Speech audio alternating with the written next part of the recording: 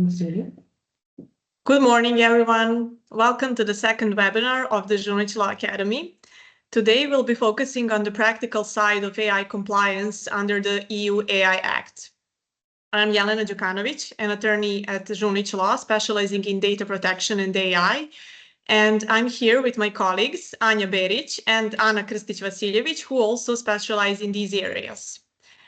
In today's session, we'll start by going over the background and basic concepts of the AI legal framework, so you have a clear understanding of how these rules fit into the bigger picture. Then we'll walk through the key obligations under the EU AI Act and discuss the potential fines for non-compliance. And finally, we'll wrap up with some practical tips to help you prepare and answer some of the most frequently asked questions we receive on this topic. This session is designated to be practical and interactive, so please feel free to ask questions in the Q&A section, because we would really love to hear from you. And now I'll hand it over to Ana, who will take it from here. Hello, everyone.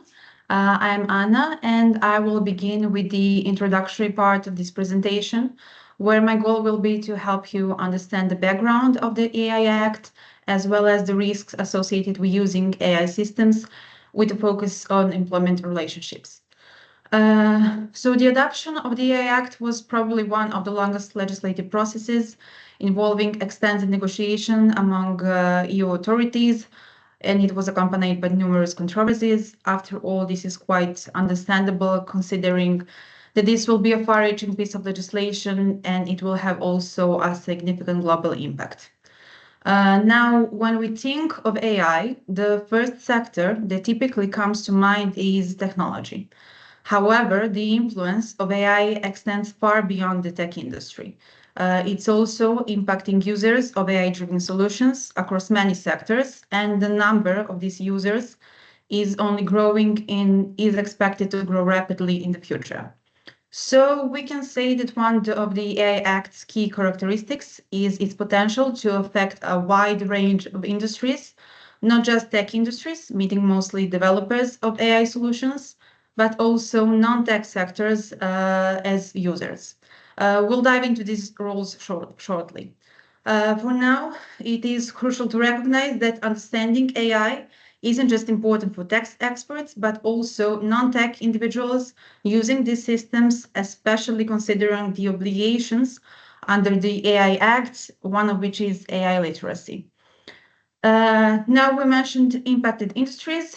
When it comes to products, the AI Act applies not only to AI systems, including general purpose AI systems, but also any products having AI systems as their components, and of course, general purpose AI models.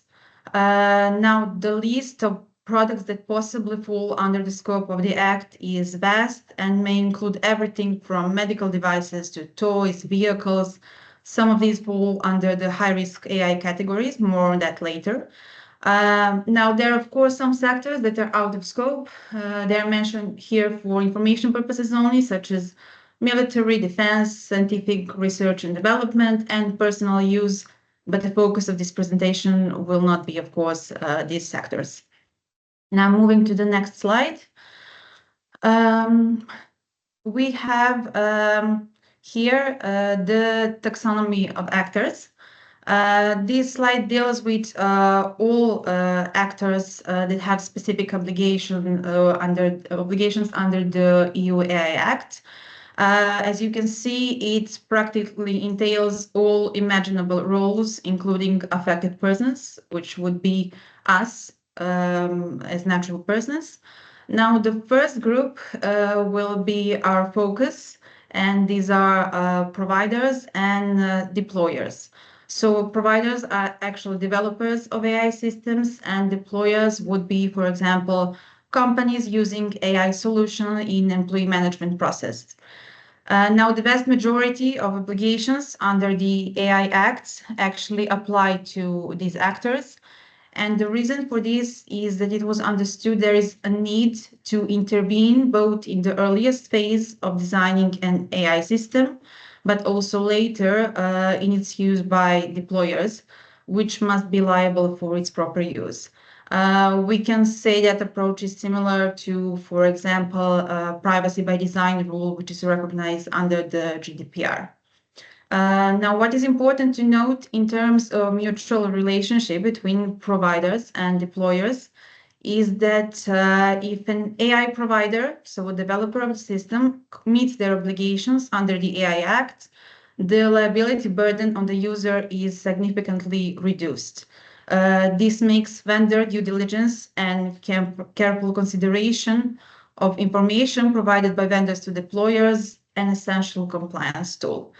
Of course, the deployer, as a user of the system, remains responsible for the system's proper use in accordance with its instructions, so the liability cannot be entirely removed. As we move to the risk assessment section of the presentation, I believe that you will have a much clearer understanding of these rules and responsibilities of these actors. And now we are moving to extraterritorial reach of the EU AI Act.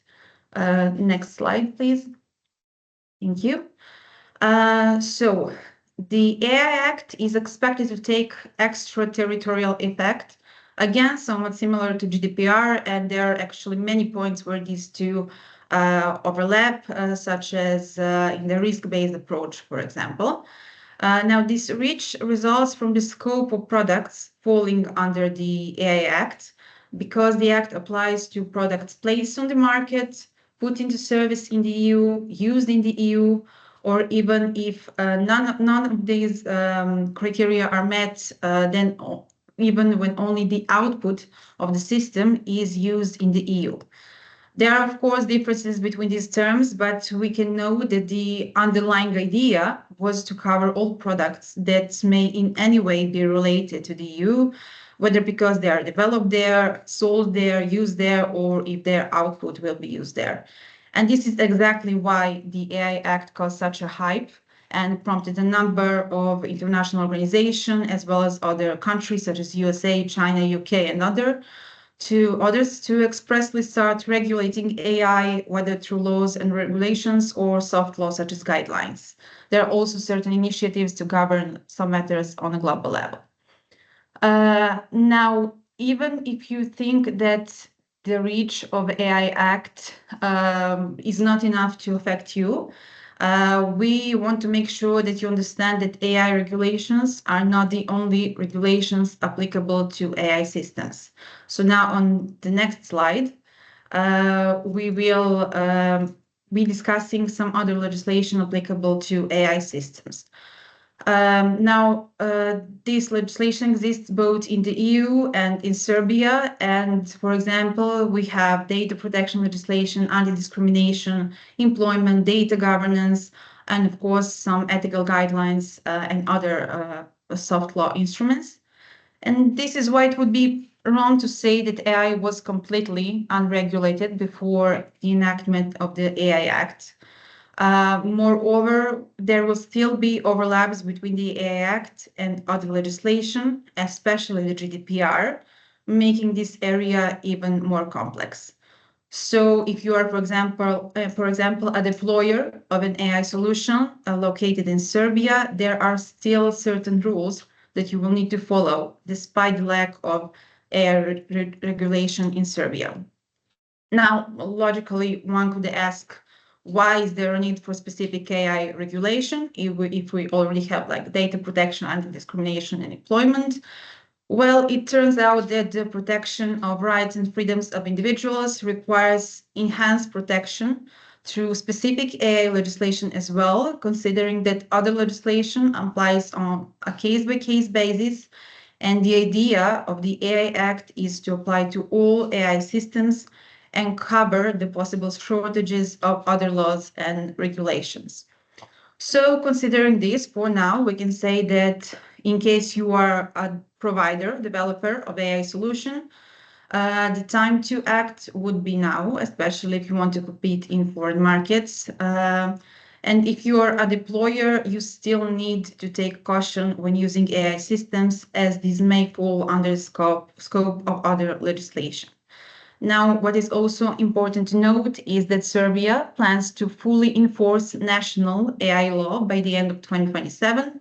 The first draft is in the talks for 2025. However, we can expect this law will be, for the most part, harmonized with the AI Act, with the aim to enable local companies to enter and compete on the EU market. Now we will be focusing on the risks of use of AI in employment in our next slide. So AI can be used in all stages of employment, like from screening process to evaluation, termination. My colleagues will elaborate on this in more detail a bit later. Now, the benefits of use of AI in employment are clear, particularly in terms of streamlining employee management process. These systems can save time and resources, but it is still crucial to understand and manage the risks they pose. So now let me highlight some of the key risks associated with AI in employment, or better said, the root cause of such risks. So the first point would be inexplicability. So that is a risk that is a characteristic of majority of AI systems, not only those used in employment. This means that sometimes not even a person developing a system can completely understand the choices that systems make. To understand this, we will need to make a distinction between input and output data. So input data is training data. Let's say that AI systems learn, or better said, they're trained on large amount of data that is provided by us humans. So based on what they learn, they actually predict the most probable output of the inquiry that you put before them, but this outcome may not be the best and correct outcome. So for the sake of understanding, let's say that these systems can predict, but they cannot actually learn in terms of human ability to learn, at least not for now.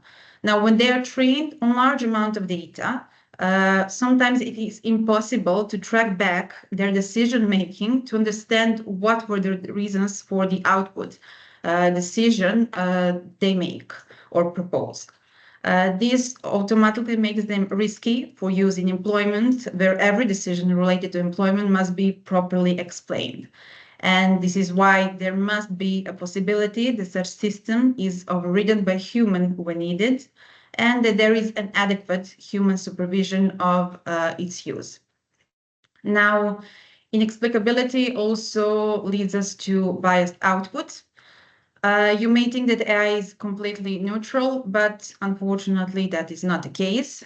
AI is trained on material data sets of human making, and these data sets are indisputably and unfortunately biased, just as we humans are. The type of biases will largely depend on the training materials, its intended use, and geographical origin of materials. This is where anti-discrimination regulation steps in, because we cannot allow AI to make biased decisions in our name and on our behalf. Not only that, but to be able to intervene and teach the system to the extent possible, not to discriminate based on, for example, gender. We actually first must teach it to discriminate, actually to make a difference between the genders. That way, maybe the system could be trained to intervene and recognize that its output is biased and to make certain corrections before producing the output.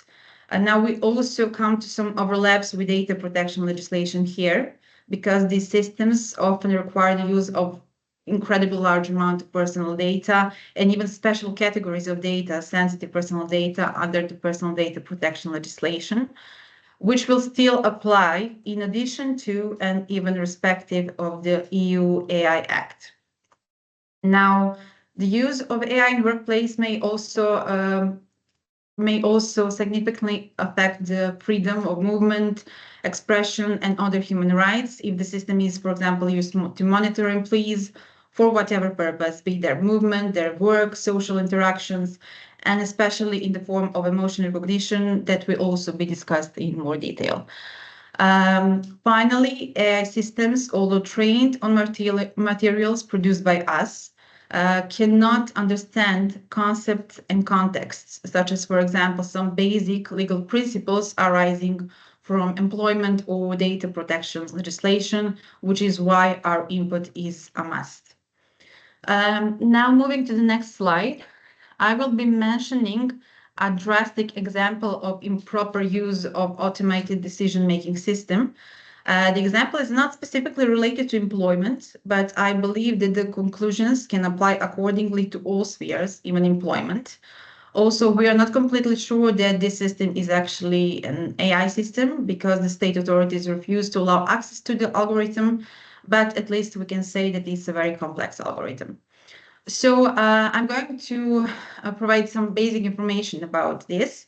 In Serbia, we have social card register, as outlined in the social cards website that consolidates citizens' personal data from various official records, like the Central Register of Citizens, Ministry of Internal Affairs, Tax Administration, and others.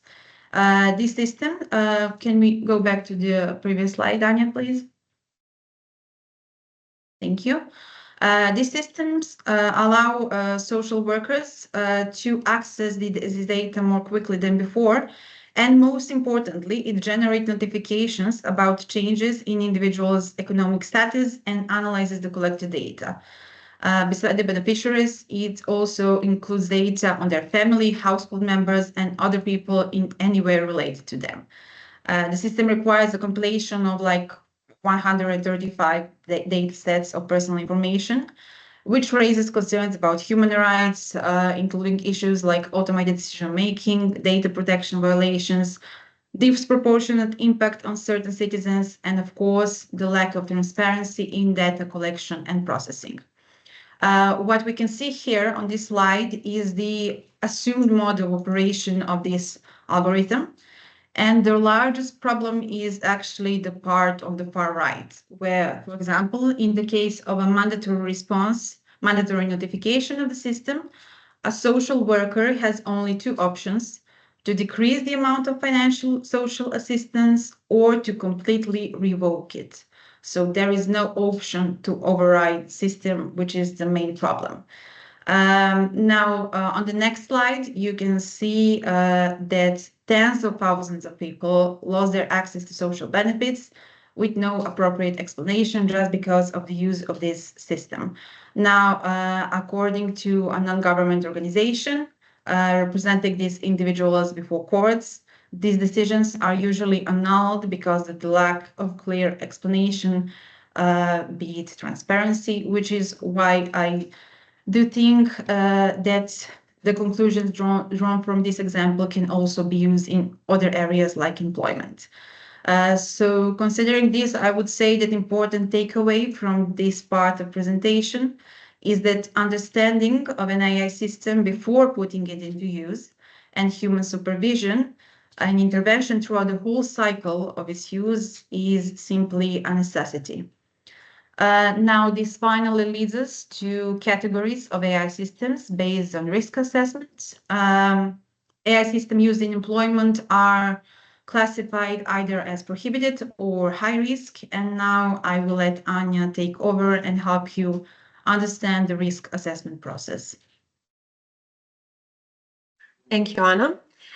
So now, after we have understood that what are some basic principles of AI Act and that it can, in certain situations, be applied on Serbian companies as well, let's move on to understanding the classification of the AI systems under the AI Act. So the main thing to understand is that the entire AI Act is based on risk analysis approach, which means that the application of the provisions of this act actually depends on the category under which a certain company falls under. In other words, the riskier the AI system that is used or developed is, the more obligations apply to it. So as we can see on this slide, and as Anna mentioned, we have several categories, and the prohibited AI systems and high-risk AI systems are the most relevant from the employment point of view. Besides them, we also have GPAI models and generative AI, which are separate, let's say, specific type of AI systems, which we will analyze a little bit more further later in the presentation. And besides these three categories of systems, we also have limited risk AI systems and unregulated AI systems. These two categories are not as risky as the first three categories. So for that reason, they have the least obligations. That is talking about the limited risk AI systems, whereas the unregulated AI systems are those that are considered as the systems that do not bear significant risk. So for that reason, they're not even regulated under the AI Act. So when we are speaking about the prohibited practices, here on this slide, we see all of the systems and practices that fall under this category. But on the webinar today, we will only go through those that are relevant for companies, for private entities, and especially those that are relevant from the employment point of view. So this category in general includes AI systems that are considered too risky for the individual's rights and freedoms. And for that reason, they are classified as prohibited and they cannot be used at all. So I will go through some examples of such systems in order for everyone today to understand what kind of systems in practice can be considered prohibited and that cannot be used in the workplace. And before we move on to the examples, I will just emphasize that the provisions of AI Act that regulate prohibited practices are actually the first ones that enter into force. And basically that happened 5 days ago on February the 2nd. So everything we talk about regarding the prohibited practices today is already applicable, and meaning that basically any system that falls under this category is officially prohibited starting from February 2nd this year. So the first example I would like to start with is for example, let's imagine there is an AI system that can track employees' facial expressions or voice tones during some meetings. For example, you have video surveillance in conference rooms or other rooms within your business premises that are used for calls and meetings. And within that video surveillance system, you also have incorporated an AI system that can track employees' facial expressions and voice to assess their engagement during the meetings and maybe to analyze their emotional state. And this example of system would be considered prohibited since it will fall under the category of first, manipulative or deceptive methods, secondly, the inferring emotions, and finally, the exploitation of vulnerabilities of employees. Why is that? Well, because such system would, first of all, probably manipulate workers' behavior, because if the workers weren't informed about the use of such system, they would not be aware of it, and they wouldn't be able to basically direct their own emotions during the meetings, and they might even eventually experience some negative consequences regarding their employment. Finally, if we exploit emotional states of employees for evaluation of their performance, that also might be, actually will be considered unallowed. So for this reason, having in mind that this example would fall under several categories of prohibited practices, it would be prohibited to use this kind of AI tool on the workplace. Moving on to the second example, let's imagine that we have a company that uses an AI tool assigning employees a certain social score or workplace trust score that is based on maybe their attendance, their productivity, maybe some personal habits they have.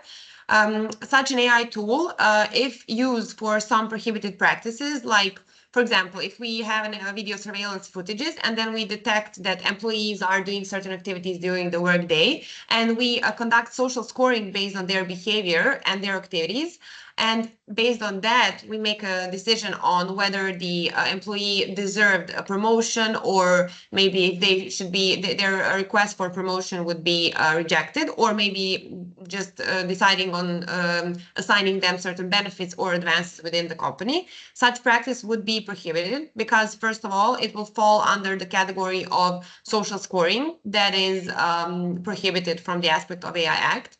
We usually hear about social scoring on the national level because this kind of activity is probably usually conducted by governments or other competent authorities. But in cases where it is conducted by private companies, private entities, and employers, such a practice would be prohibited under the AI if it includes AI technology in its realization.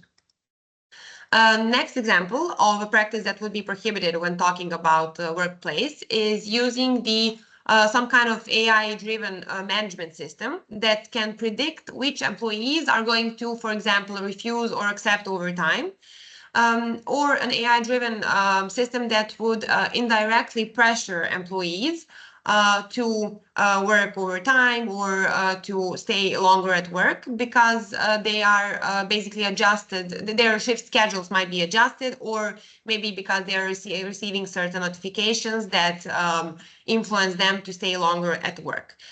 This kind of behavior at workplace would be considered as manipulative or deceptive, and it would be also prohibited under the AI Act because, first of all, the employees would probably not fully understand or even may not be aware of the fact that AI system is used, and even if they were aware of, they might be feel forced into decisions they wouldn't have made otherwise.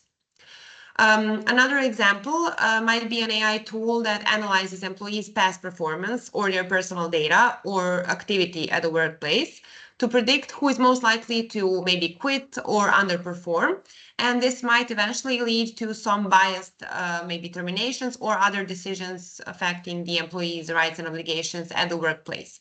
This kind of AI tool would be considered prohibited because it is, in fact, conducting social scoring. And on the other hand, it might be considered at type of exploitation of employees' vulnerabilities, particularly when we know that employees, when they're at the workplace, they are not equal to their employer. There is certain inequality between these two parties involved, and it is questionable whether the employee might reject usage of such AI system.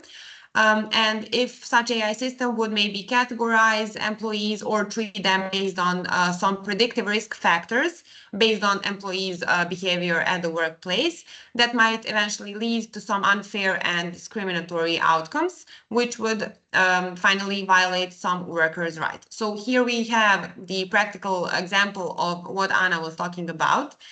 We basically have not only the violation of AI Act, but we also have violation of some other regulations that are applicable to employees, such as the labor law and law on the prohibition of discrimination. So in this example, basically such a behavior and implementation of such AI tool by an employer would be considered unethical and unlawful because it is manipulative and deceptive towards their employees. Another example that might be interesting from the point of view of employment is unlawful biometric identification on the workplace.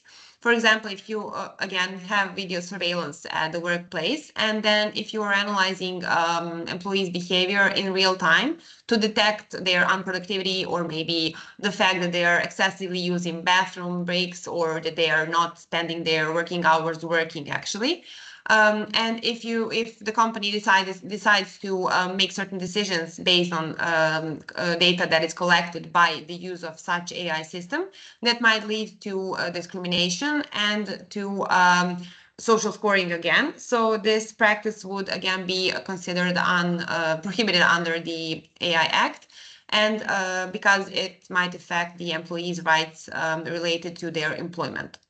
So to sum up, all of these previously described practices are considered unsafe and extensively risky from the point of view of AI Act, so they are prohibited. And having in mind that these, as I mentioned, the parts of AI Act that are regulating this category of activities are already in force, that if any company is conducting any of the described practices or any similar practices, now is the right time to stop with that and replace them with some more acceptable mechanisms and practices that are acceptable from the legal point of view. And speaking about the more acceptable practices, we will now move on to the second category of AI systems or practices under the AI Act. And this category is actually the most common one, and therefore it is the most governed one under the AI Act. Later on, we will speak a little bit more about the obligations of the providers and employers who implement these kind of systems. But now I would also like to go through some practical examples of high-risk systems. Since, as Anna already mentioned, most of the employment-related AI tools or practices that include AI tools are defined as high-risk systems. So again, here on this slide, we see all the high-risk systems that are listed under the AI Act, but we won't go through all of them since some of them are not practically relevant for private entities, but the most relevant ones are the first three categories again. So first of all, we have AI systems that are used in education or professional development. Some examples of these systems are, for example, AI tools that determine whether a certain person should be able to access certain educational training or maybe a course. Further on, we also have example of some AI tools used for evaluation of learning outcomes that a certain individual performs on some kind of professional test. Or finally, the AI tools that are used for monitoring the behaviors of students during certain exams or other skill assessments are also considered high-risk AI systems falling under this category related to education or professional development. At this point, it is currently still unclear if this category actually applies to the professional trainings or courses that are conducted in the employment context, or if it only applies to the traditional education, such as schools and universities. And we expect this to be regulated in the future, and most likely it will be defined by the national regulators once the implementation and adoption of national AI acts becomes due, which will happen in the upcoming months and years. And we believe that at that point we will get some guidance on whether this first example is also applicable to the employment context. What is definitely applicable in the employment context is the high-risk AI system regulation that is explicitly mentioning employment relations and recruitment. There are many examples of this kind of AI systems. For example, we can use AI tool for placing targeted job advertisements. Then we can use AI tools for analyzing and filtering job applications, for evaluation of candidates, for allocating tasks within the team based on some maybe individual behavior or some personal traits of an employee. Then there are some AI tools for monitoring and evaluating performance and behavior of employees at their workplace. Or finally, there are some AI tools that can be used for making work-related decisions. So all of these examples are something that is not prohibited under the AI Act, but having in mind that they fall under the high-risk AI system category, they need to go through certain additional safety measures, ensuring that the AI system that is used is not affecting the employees' rights and obligations to a significant extent, and that they are not basically jeopardizing some of their rights they have as employees. And for that reason, one of the main requirements regarding the high-risk AI systems is that, first of all, the employees have to be notified about the fact that the certain AI system is used in adopting certain employment-related decision. And on the other hand, all these systems have to have certain human monitoring and human participation, meaning that, for example, if you are using a high-risk AI system that for evaluation of job applications for a certain job position, an HR or another person that is competent for those activities within a team should always mandatory go through the results of AI system and check if the performance of AI system is actually compliant with all the regulations regarding employment. Here we have one interesting example from practice, and it is related to the company I believe everyone here knows. It's Amazon. Last year, Amazon was using a certain AI tool for filtering their job applications. And it happened that for some longer period, they only have been receiving applications from male candidates. And at first they did not notice that they did not flag that as something that might be as a mistake of an AI system, but eventually they discovered that the AI system they used for filtering applications was actually discriminating female applicants, resulting in only male applicants going through the first let's say step or level of evaluation, and eventually all the female applicants were discriminated. So this is a good example of a high-risk AI system that can be used but has to be monitored by a person in order to avoid such discriminatory practices that can happen. The third example of high-risk AI systems that can be relevant for the employment context are biometric identification systems. Here, in this category, we have, for example, systems that enable identification based on biometric data, such as facial recognition or fingerprints, as well as emotion recognition based on some facial features of an employee. And since we also had this the similar category within the prohibited practices, I would briefly like to analyze differences between these two systems, since on one hand, we have biometric identification systems that are prohibited, and on the other hand, we have the same systems that are allowed but are considered high risk. Why is that? Well, there are certain similarities between these two types of systems. First of all biometric identification systems are used for remote identification of individuals, and they are done without the identified person's active involvement, and they are also conducted, the identification is conducted by comparing that person's biometric data with their biometric data that was already contained in a certain reference database. But the differences between these two systems is that the prohibited system can only be used for law enforcement needs. It is also used to conduct identification in real time, which means that it enables the instant identification immediately after the certain biometric recording has been done.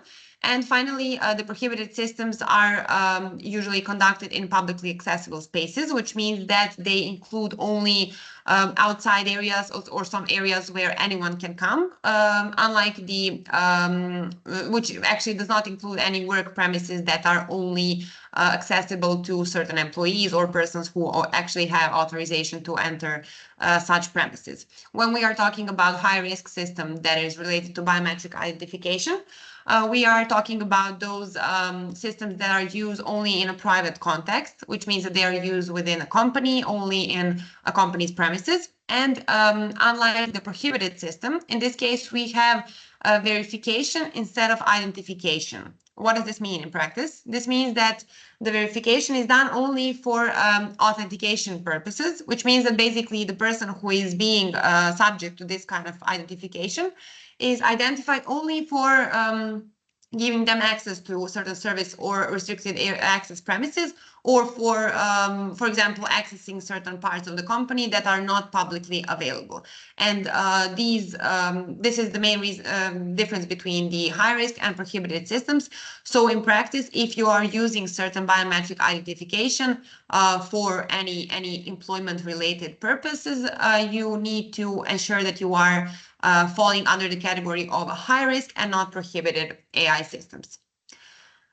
And finally, besides the prohibited practices and the high-risk AI systems, we will also briefly go through the general purpose AI or generative AI systems. In practice, I'm sure that most of you here today know some examples of this kind of AI, because these are basically the AI systems that are mostly used on a daily basis, especially at the workplace. So in this category, we have chatbots, image generators, translators, voice assistants, some ad generators, recommendation engines, or decision-making assistants. And of course, some of the particular examples of these tools are ChatGPT, that I'm sure that everyone here has used at least once. We also have Copilot, Gemini, that are used for the same purposes as ChatGPT. And on the other hand, we have Midjourney and DALL-E that are used for generating images. So all these softwares are examples of some Gen AI tools. When we are talking about the workplace, besides these software that is used for all kinds of purposes, we also have some specific Gen AI tools used for certain departments within a company. For example, there are some customer relationship management AI tools. There are also some sales assistants or customer support services that are usually performing in a form of a chatbot. And all of these tools can be used at a workplace, regardless of whether they are used only for internal purposes or for conducting certain activities towards the clients, users, etc. So we are all aware that, of course, all of these tools are very helpful and useful, and they help us be more efficient and help us focus on some more specific, narrow tasks that call for specific expertise. But we, at the same time, we do not. We are able, by using these tools, to automate certain repetitive tasks. But on the other hand, we should be aware that all these tools, of course, come with certain legal risks, and every company must be aware of them in order to avoid breaching any of the relevant laws. So what are the risks with the generative AI? We already went through some of them because usually Gen AI tools fall under the high-risk AI systems if they are related to employment. But first of all, one of the most common risks is bias and discrimination. We already heard one of the examples, and that's Amazon using the AI hiring tool because that was later on they stopped using it because it was conducting discrimination against female candidates. And also, besides the bias and discrimination, that is the most common risk, we also have problems with transparency and explainability of the activities of Gen AI. As Anna already mentioned, the main problem here is that we cannot explain how Gen AI tools basically made certain decisions. So, for example, if we have an employee that gets denied for a promotion due to a recommendation that was given by AI, if the HR person who is supposed to explain such a decision, if they cannot explain it, that is a problem, and that is a wrong application of Gen AI system. This is mostly because every decision of the employer, of course, must be elaborated because according to the Serbian labor law, all of the decisions that are in any way affecting any rights or obligations of an employee have to be elaborated. So in cases where that is not done, there is a risk of an employee, for example, suing company or from any other legal consequences for the company itself.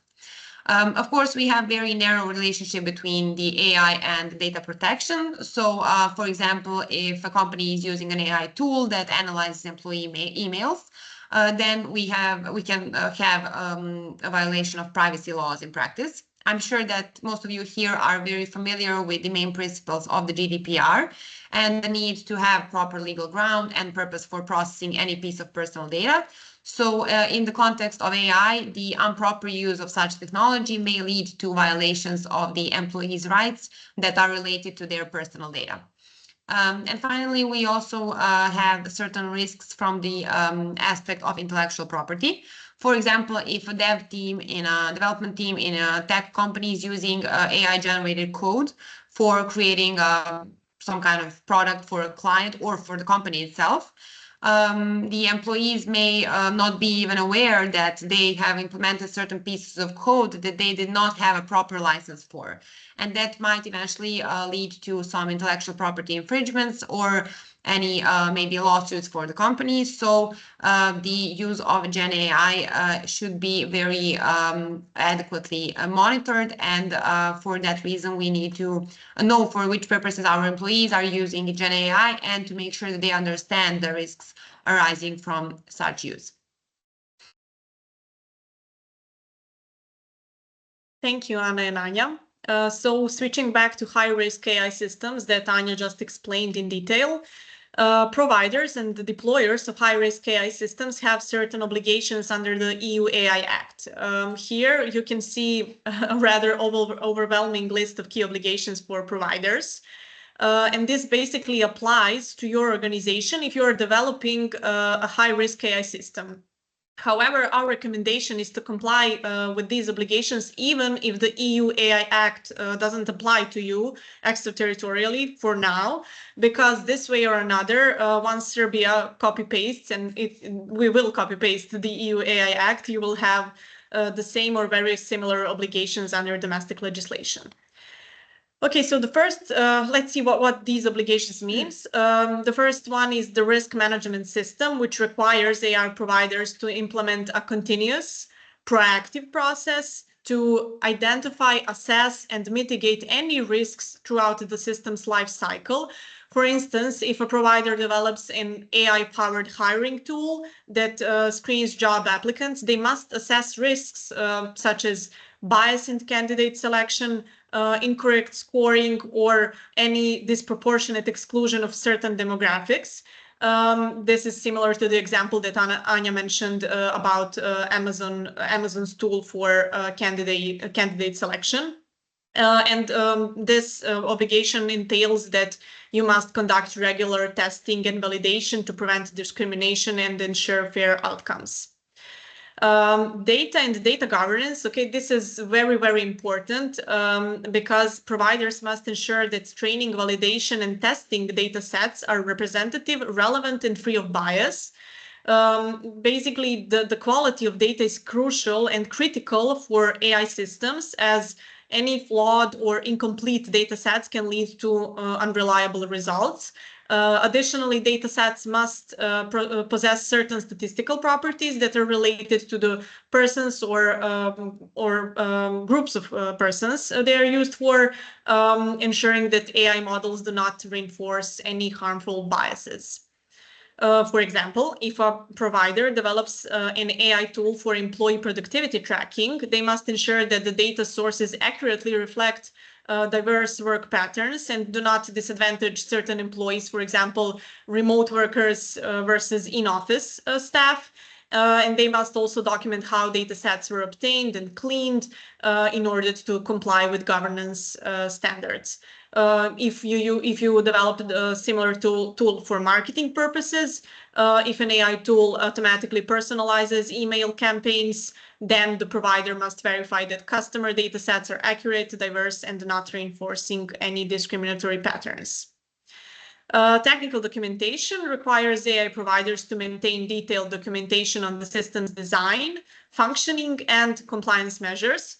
For example, if a company develops an AI-based product that assesses employee happiness at the workplace through, for example, weekly pulse checks, the provider must document how employee sentiment is analyzed, what data points are considered, and what safeguards are in place to prevent biased or misleading interpretations. This documentation must be kept up to date, and it must be made available to authorities upon request. And this obligation is inextricably linked to GDPR requirements, as organizations must implement adequate security and organizational measures to protect personal data, which is usually covered under technical and organizational measures rulebook in accordance with the GDPR and, of course, domestic law on personal data protection.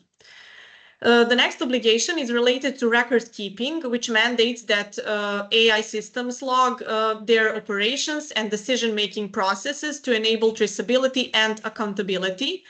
If an AI-driven tool is providing promotion recommendations, suggests a candidate for a leadership role, provider must ensure very, very detailed logs are in place and that they exist to justify the AI's decision. This is connected to the example that Anya just mentioned.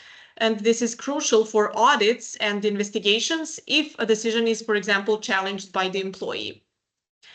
Transparency and provision of information to deployers obligates AI providers to inform their users, which are deployers in this case, about the system's capabilities, limitations, and correct use. I recently heard an interesting comparison that this essentially means providing an AI IKEA manual. So the same situation where you receive an IKEA manual when you buy at IKEA. This should be applied to any to this transparency obligation, where you provide information that are concise, clear, complete, and correct to your deployers. For example, if a provider delivers an AI tool for automated shift scheduling, they must clearly explain to HR teams how the AI assigns these shifts, what factors influence decision, and under what conditions manual overrides are necessary to prevent any unintended discrimination. Human oversight, okay, this is pretty clear. It ensures that high-risk AI systems do not operate without any human intervention. So basically, you need to have human intervention when needed.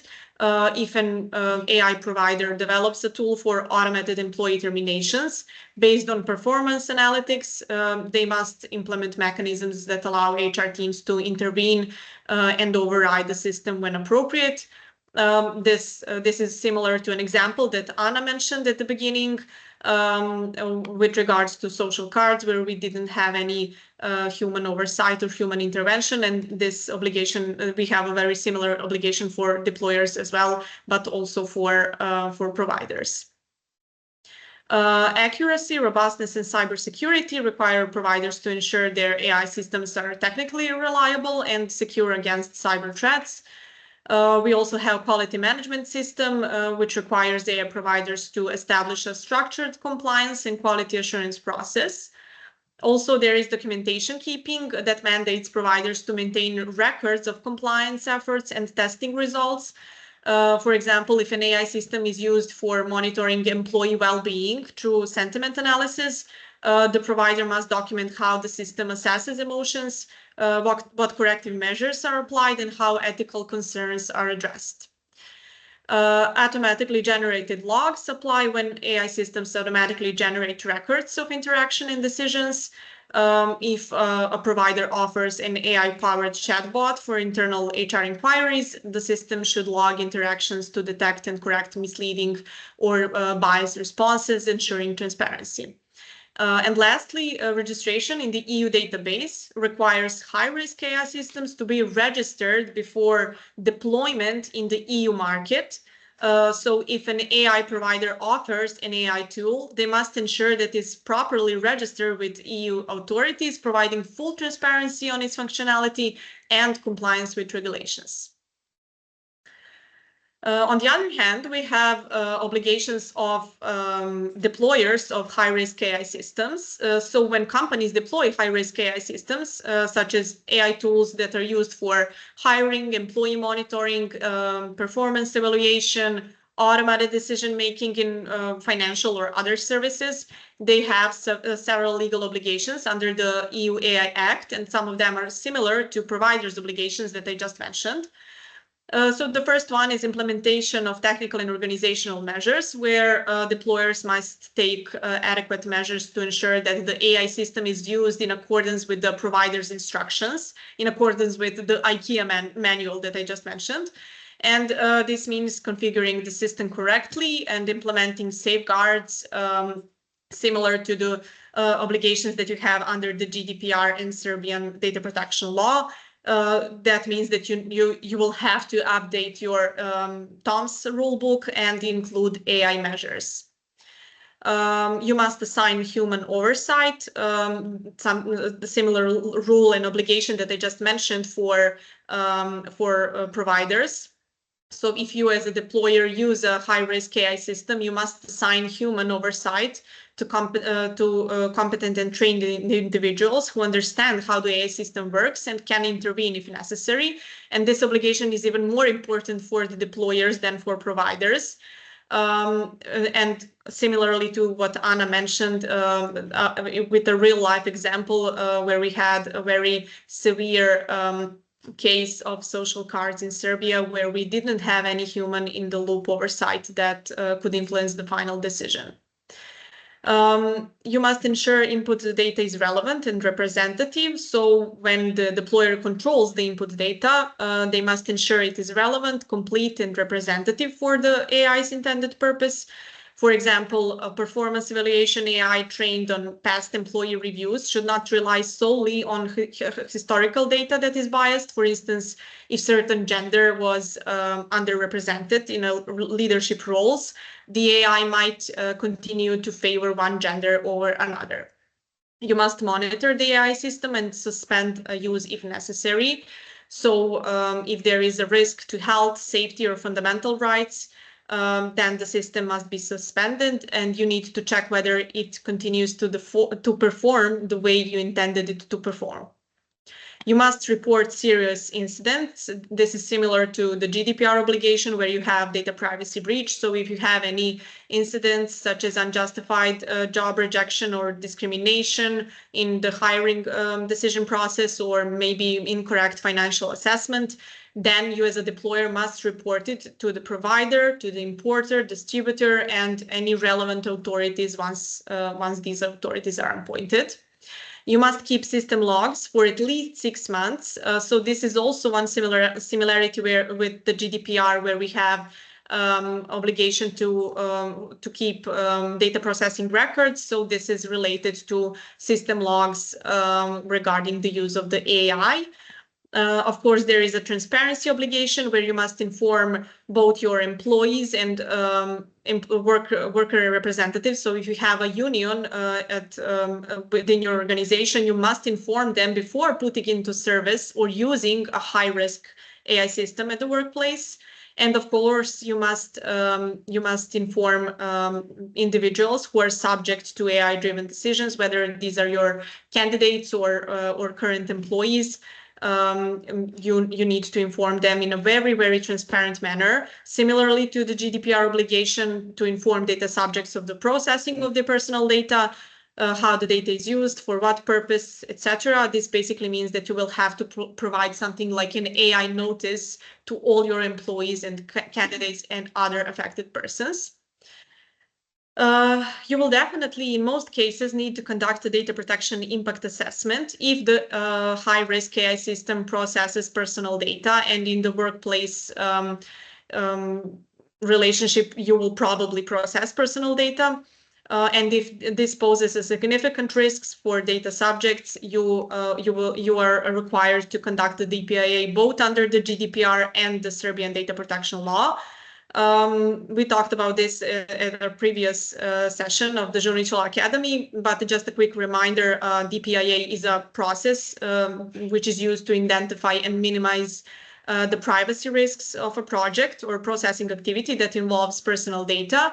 This process must be documented, and in certain cases you must submit the DPIA to the commissioner and ask for commissioner's opinion and approval before you even start processing personal data using AI in this particular case. So if you introduce AI-powered recruitment tool, or maybe biometric verification or identification, you must conduct a DPIA and ask for commissioner's opinion before introducing this type of technology. And finally, you definitely must fully cooperate with regulatory authorities by providing any information, system documentation, and access to AI models for audits or investigations. So now that we understand the key obligations of providers and deployers of high-risk AI systems, I think that it is very important to understand why the compliance is crucial. And definitely one of the strongest incentives is the severe penalty policy under the EU AI Act, which imposes significant financial penalties for non-compliance. We have similar system as in the GDPR, which is a tiered system based on the severity of the violation. So you can see like millions of dollars in fines. And beyond these fines, it's important to note that violations of the AI Act may also lead to cumulative fines under other regulations, such as the GDPR or Serbian data protection law. Even before the AI Act entered into force, we witnessed significant penalties related to AI systems. One notable example is the Deliveroo case in Italy, where the company was fined 2.5 million euros for violating GDPR rules on automated decision-making. And this case involved an AI-driven system that managed the riders' work shifts and performance using fully automated process without proper transparency or the ability to challenge decisions, both of which are like core principles and requirements of the GDPR. And this case highlights how AI-related non-compliance can already lead to major financial and reputational consequences even before the AI Act becomes enforceable. And finally, let's see what you can start doing today in order to achieve compliance. So the first step is definitely AI mapping and risk assessment. You need to understand whether you use AI at all. Does your company use AI systems? If so, for what purposes? Are you developing it or you're just using it? What risks come with it? And most importantly, what regulations apply to you? Are you even subject to the EU AI Act or some other regulations? You need to identify whether you are an AI provider, deployer, or user. And that will definitely help you determine your compliance obligations. To simplify this process, we will soon launch a solution that will help you determine your role through an automated questionnaire and AI mapping process. So if you need help with that, you can count on our software solution for that. The second step is to establish an AI governance process and leadership task force, which means that it is important to emphasize that this should not be left only to the IT department, because companies need a dedicated AI governance framework with leadership oversight. So please include other departments in this process. I know that you heard this too many times, but AI literacy is definitely crucial. Employees need training and upskilling to understand both the opportunities and the risks AI represents. And this includes recognizing legal and ethical concerns, understanding data privacy risks, and ensuring responsible AI use. If employees don't understand AI's limitations, they can unknowingly create compliance risks. You need to set clear notices, AI guidelines, rules, and policies for employees.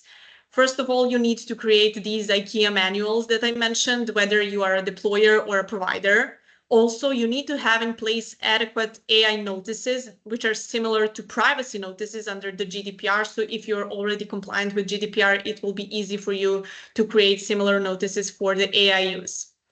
If your company deploys AI, do you even want your employees using AI tools like Gen AI that Anya mentioned? If yes, under what circumstances? You need policies that will govern trade secrets, ensuring employees don't disclose confidential information to AI tools that they use. Personal data protection, you need to make sure that employees don't input any sensitive or even customer personal data into AI systems. IP risks, determining if employees can use AI-generated content for client work. For example, if you're providing services to foreign clients, and whether you're willing to take on the liability if the output when using AI-generated content is inaccurate or maybe it infringes IP rights. So if you're a service provider, are you ready to accept this risk of AI-generated output for your clients? Because if the output is poor or infringes on IP, who is liable? Definitely your company and not the AI system.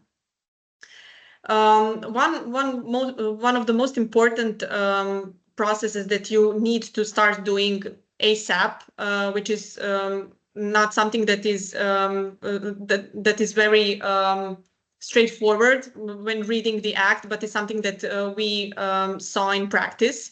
So if you provide services to foreign clients or even domestic, you need to check whether your contracts even allow the use of AI. Many master service agreements now prohibit or restrict AI-generated content, or they shift liability entirely to the service provider. If AI use is permitted, there might be special indemnity and liability clauses that make your company responsible for any issues arising from AI use. On the other hand, if you're receiving services from third parties, you should ensure that your providers comply with AI regulations and assume full liability for any AI-generated content they deliver to you. And finally, conducting and documenting procedures such as AI conformity assessment, DPIA that I just mentioned, and fundamental rights impact assessment. So DPIA, I won't explain it again because I mentioned it a few minutes ago, but with regards to AI conformity assessment, this is a process that is similar to a DPIA, but with a broader scope. Because DPIA focuses exclusively on the processing of personal data, while conformity assessment applies regardless of whether the AI system processes personal data or not. And this document also includes more technical details than a DPIA. And depending on the specific use case, the conformity assessment can be conducted separately from the DPIA or integrated with it if the AI system involves personal data processing. And fundamental rights impact assessment, or FRIA.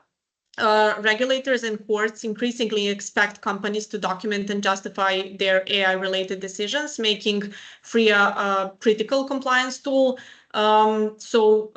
This tool or document that you need to create basically means that you're required to assess the impact on fundamental rights when using high-risk AI systems, such as non-discrimination and fairness, freedom of expression and access to information, and human dignity and autonomy. Okay, so do you have any questions so far? If there's anything you'd like us to clarify, please feel free to drop your question in the Q&A section. We're happy to address it. If you don't have any questions at this point, don't worry. We prepared some frequently asked questions that we'll go through now, but if anything comes to mind along the way, please don't hesitate to share your questions, and we'll be sure to cover them also. So one of the questions we often get from our clients who are using AI tools internally is whether if they use an AI tool to evaluate employee performance, do they need to notify their employees? And as I mentioned in one of the previous slides, all the employment-related AI tools fall under the category of high-risk AI systems, which means that, yes, the response is that you need to notify your employees about the fact that you are using AI for deciding on their rights or obligations related to their employment. That is, in practice, usually done by signing an AI notice or handing such notice to an employee where they confirm that they are familiar with the fact that the AI was engaged in the decision process that is related to them. But on the other hand, besides the rules regarding the use of AI tool itself, there are also some other measures that you need to undertake in order to ensure that the described use of AI tool is lawful. And that is, first of all, personal data notice. That is another notice that is basically informing the employee or candidate that their personal data were involved in the use of AI tool. Further on, there might be a need for you to conduct a data processing impact assessment that Jelena already explained in detail, because in this situation, the personal data you are processing is definitely going to be affected by the use of artificial intelligence. And finally, there even might be a need to conduct a legitimate interest assessment, depending on the legal ground you are using for processing of personal data of your employees or candidates. I won't talk about this topic too much because that is not the topic of our webinar today, but just to mention it in short, that in case you use a legitimate interest as a legal ground for processing personal data, you need to conduct an assessment confirming that your legitimate interest is prevailing over the interest of a person whose data you are processing, in this case, employee or candidate. Okay, so the next question is, how do we document AI-related decisions in HR to ensure compliance with the AI Act and other regulations? So this is related to the employer's obligations that I just mentioned, and you will definitely need to conduct a DPIA, because when using AI tools and similar technologies to process personal data, you will definitely have to conduct a DPIA, and in accordance with the AI Act, most probably you will have to conduct a FRIA that I also mentioned previously. Also, you will need to introduce some kind of notice where you explain how the AI is used, when, what is the use case, and to deliver it whether to your candidates and or your employees. And also, as previously mentioned, you will need to maintain decision logs and to document a human oversight. So you must be able to prove that there was a human intervention included in the process. So there are a lot of obligations. So please keep that in mind when using having AI-related decisions in the HR. Okay, and finally, the third question. What is our obligation if an employee or candidate challenges an AI-driven decision? For example, I reject a job application. I think that Yelena already partially answered this question, since your safeguard will be an AI governance framework. So you need to prove and to be able to prove that there was an effective supervision and there were overriding powers of an individual, which means drafting and enforcing appropriate rules and procedures that enable human supervision and overriding powers. And not only that, but you also need to prove that a person included in this process is properly trained for using the AI systems. To put it in simple words, if you are not able to track back the decision and understand why that decision is made, you will not be able to prove that such a decision is lawful.